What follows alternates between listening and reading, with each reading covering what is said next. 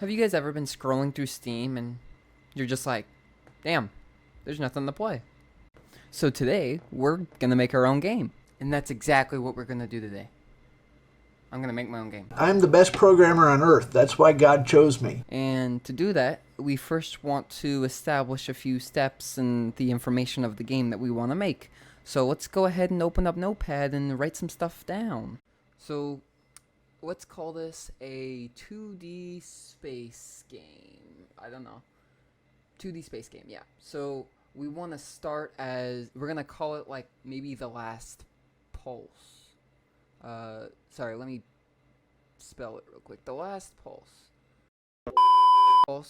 We want to be like an orb in space.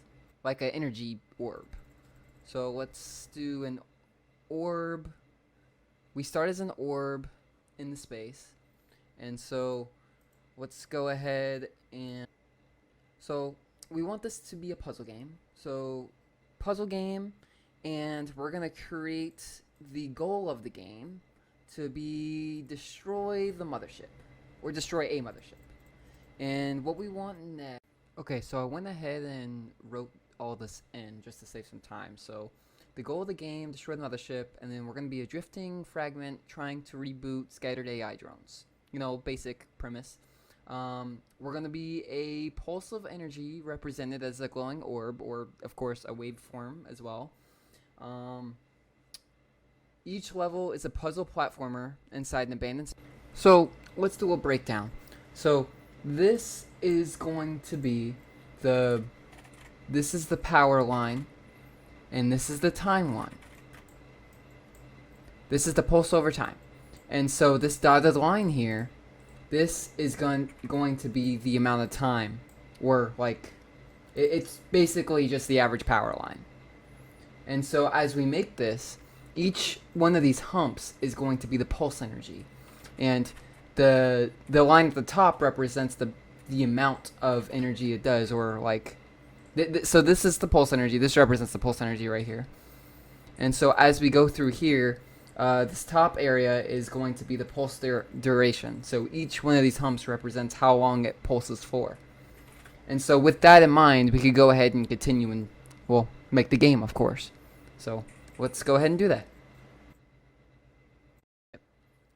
Pretty good concept, I'd say. We're going to navigate circuits, avoid traps, firewalls, all sorts of stuff like that. So let's go ahead and start the game.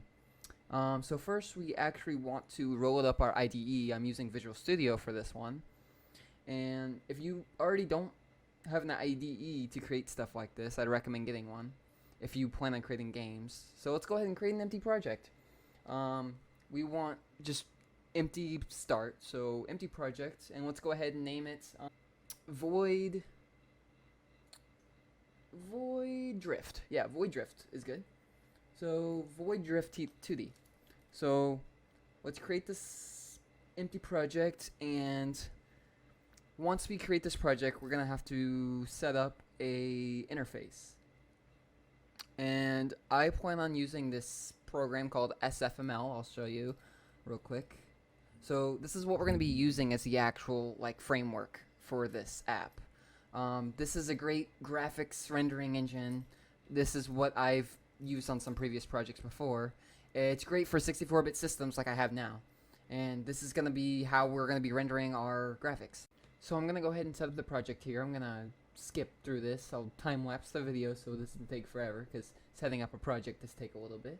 But as I'm setting up this project, I do want to let you guys know to please subscribe and leave a like if you like this type of video. This is my first video on this channel, so if you like it, give it a like, comment, share it with your friends. So let's go and continue with the video. So these libraries I'm grabbing, we just want the graphics, the system, everything that has to do with the project that we're pretty much working on. So let's go ahead and grab the libraries we need, and we're going to fully set up this project. Okay, and to make sure it works, we're going to go ahead and include our libraries. So we're going to hit include. Sweet. And then I have a little prompt that I'm going to copy over to make sure it works. So And let's make sure it works. Great. So we have this little setup window. That's what we wanted in the first place.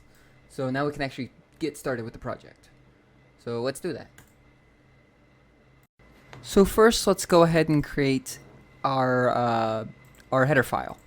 And in this header file, we're gonna name it Pulse. So we're gonna have a class, name it Pulse. And so we want to create a public class called Pulse. And we declare a class here. We're gonna make it public. Everything after public is accessible outside the class.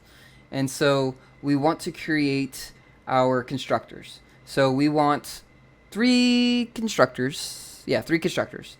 We want peak power, the amount, the time, so the duration, and then we want the period, the total time for full on-off cycle, basically. Max power. So from there, we're going to create an update function. We want to call this every frame, which elapses the time from every frame. Then we want to get the power. We want to create a float, get power, so we could just set this to 0, makes it off, or it could be on, off, either one. From there, we want to create a bool, set that active. It returns true if the current time, which we're gonna set as a lowercase t, is less than the pulse duration of whatever this math function is, meaning that the pulse is on, used to trigger visuals or, logic.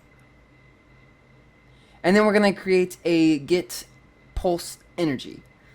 This calculates this. So this calculates the pulse energy, which we're going to represent as EL. Energy of one pulse in the area under the power time curve. So we can represent that as EL equals P, or the peak, times TL, assuming rectangular or, the pulse is shaped. And then we can also represent that by representing that by P, or the average. P equals average, or we basically have the average pulse energy over time equals the peak power divided by the power time curve over time. And then we also have the duty cycle down here, the ratio of the time signals on versus the total time. And that's basically what we're doing here. We're trying to apply that to the code, which we can go back to. And from there, we are creating our floats for the peak, for the max power. So this TAU represents max power, and then the pulse duration, how long the pulse stays on, basically, and the period of the time between the two pulses. Okay, now that we have the header done, now let's go ahead and go with the CPP. So the includes of this header, we want to make sure, it already did it for us. But in this constructor that we're doing here, this constructor, it runs once when the object's created. The colon syntax initializes the list, which sets the member variable immediately.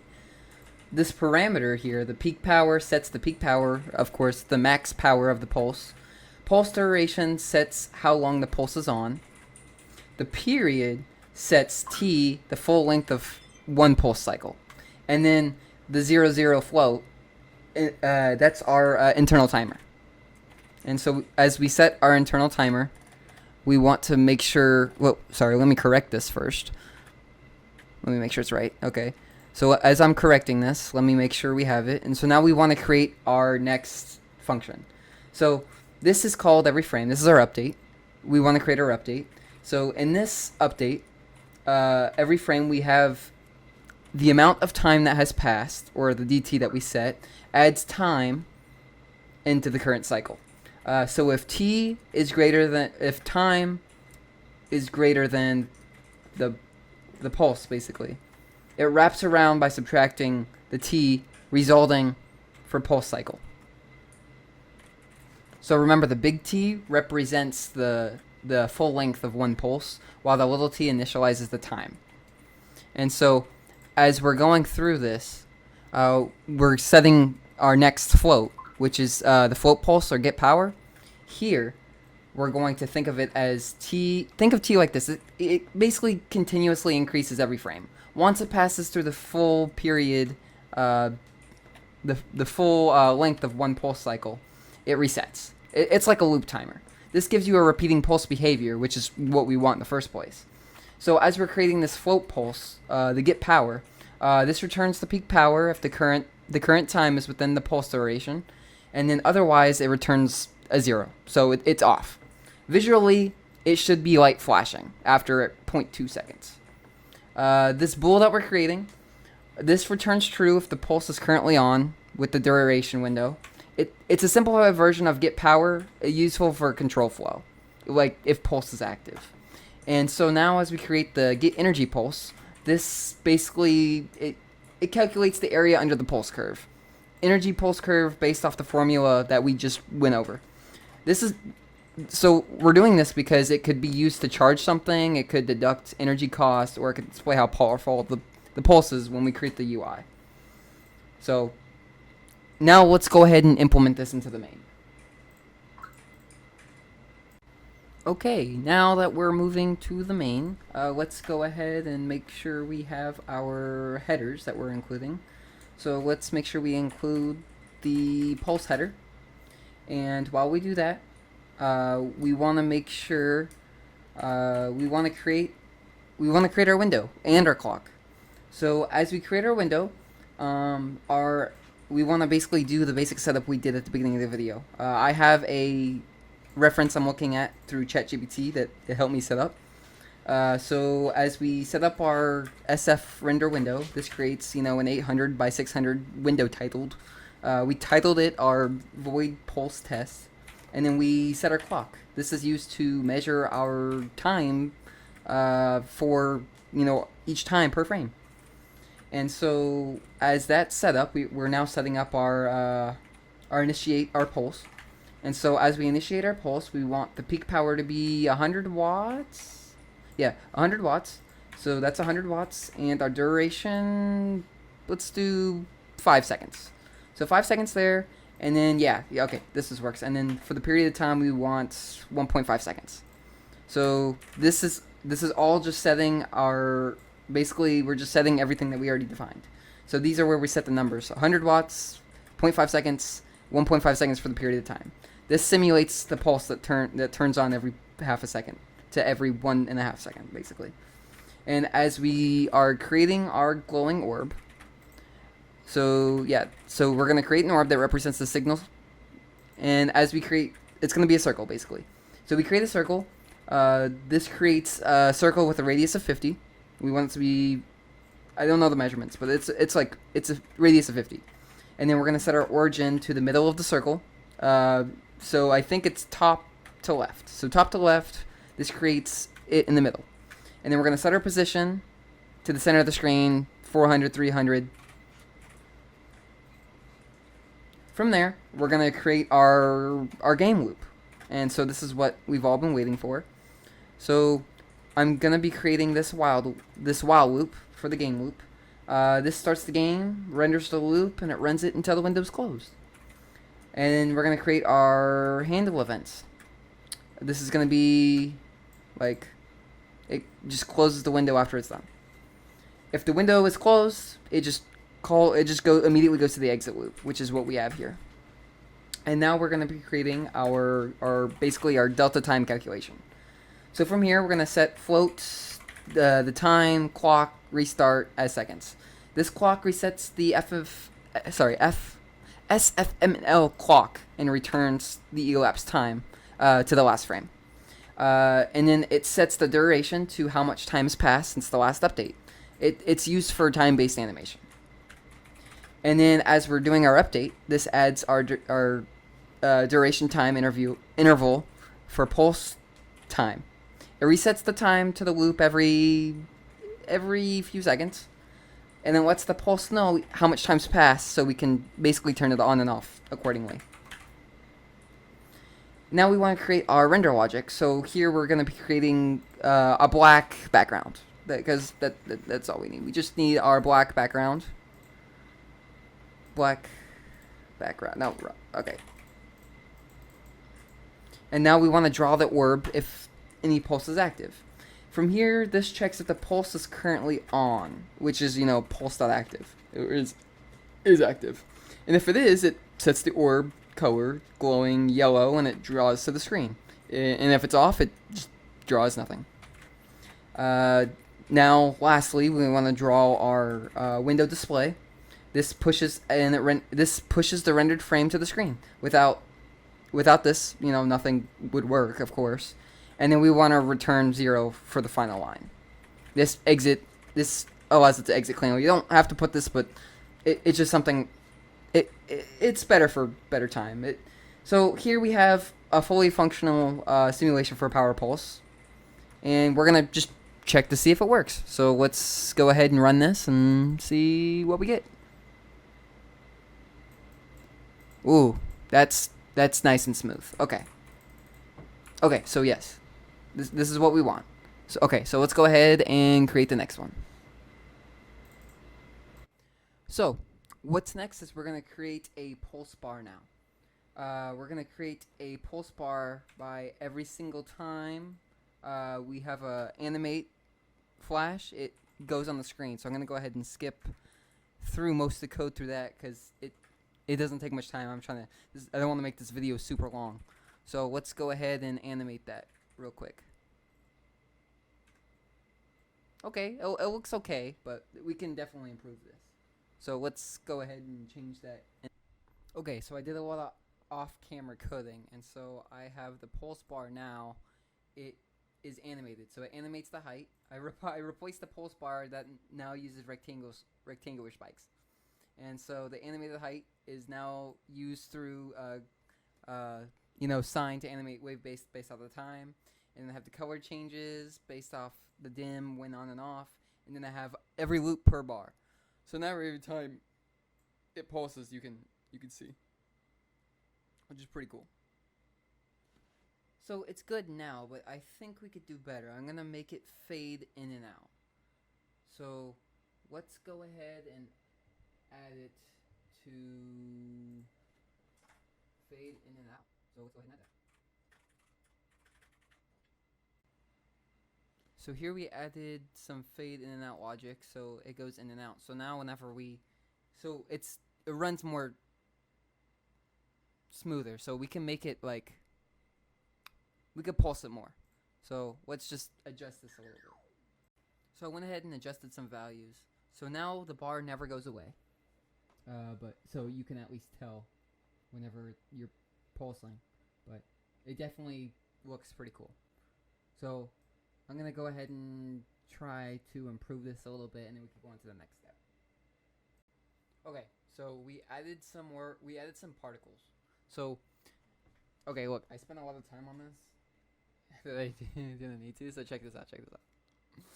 So now we actually have a realistic particle burst. So this is our actual pulsing, with the pulse. So these are results here. These are results. This is what we want. So let's go ahead and head to the next step.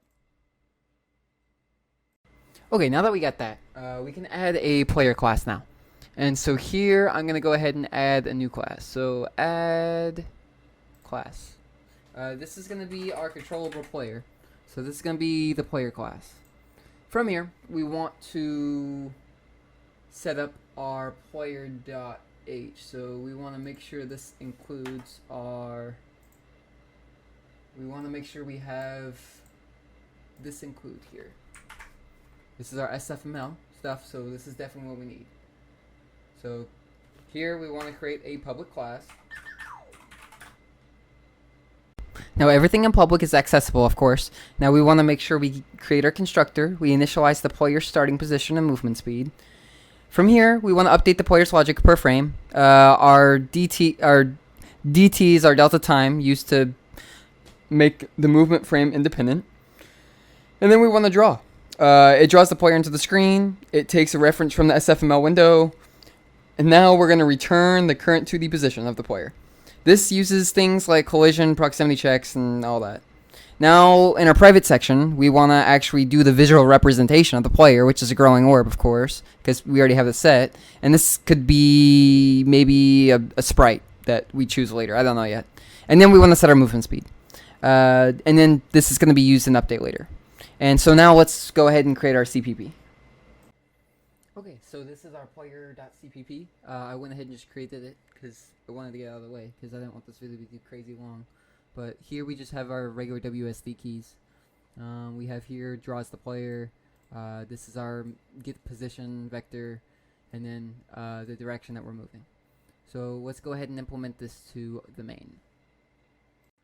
Okay, so we made some slight modifications. So we added the player. I adjusted the size, so I changed the size. So it is now HD. Yeah, it's HD now. And so I also recentered everything. And so now this is the player here. And so I move the bar to the bottom. And so now we actually have almost a playable game, you know. I can move it, WASD, all that. And so it's looking promising now. So let's continue to the next steps because I'm pretty happy with this.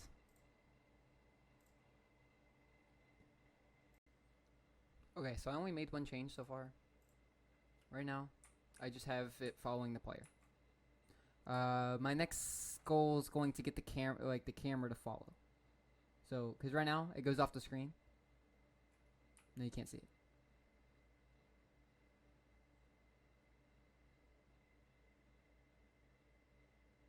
Yeah, so we're gonna get the camera to follow the player. Okay, now we need some sprites. So I want to get the background done. So I was thinking about something like this. So we'll go ahead and download this. So I'm going to download this. I already have it downloaded, so I'll show you what it is. So this is the price we have. So let's run it. So now we're doing something. We have camera movement and background movement. So this is called a parallax movement. So with parallax movement, it's a pretty interesting concept.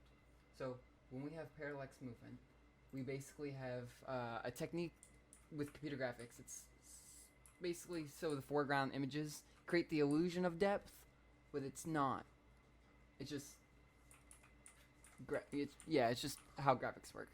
But it creates the illusion of depth, but yeah. So this is how this is like the art of parallax scrolling. It's just 2D scrolling. It's pretty cool. Most mobile games use this concept. Most other games, it's been going on since the 30s. So, and then there's a website, of course, where you could just buy it. Like, you could just get like a bunch of these, which is pretty cool. Yeah. So we can explain our parallax scrolling like this. So here I have the layers of the actual textures of whatever the sprites we're using. Sprites as in the photos for use for here.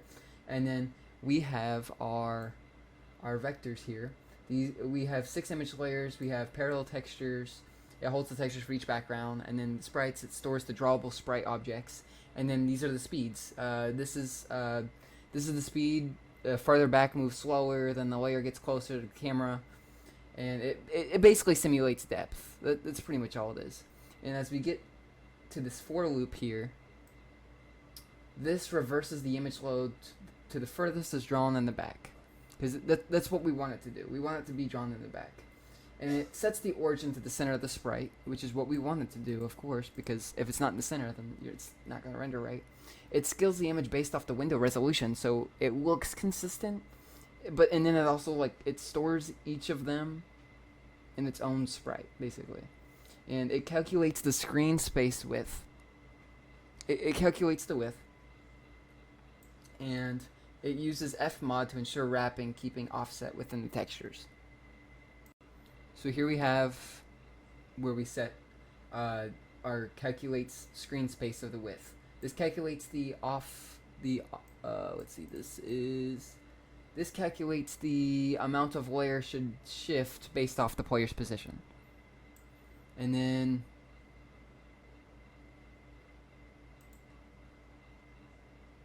see where else we set it. It basically multiplies the speed. It scrolls at different speeds, which is really cool. So I'm gonna have to do a two-parter to this video because I didn't realize it's already at 25 minutes. So we're gonna do a two-parter. So this is the end of this one video. I appreciate you guys for watching this far. If you did, if you learned something, great. I would really encourage people to learn how to make their own games because the industry right now is very difficult to get into. But I wish the best for everybody, and I'll see you next time.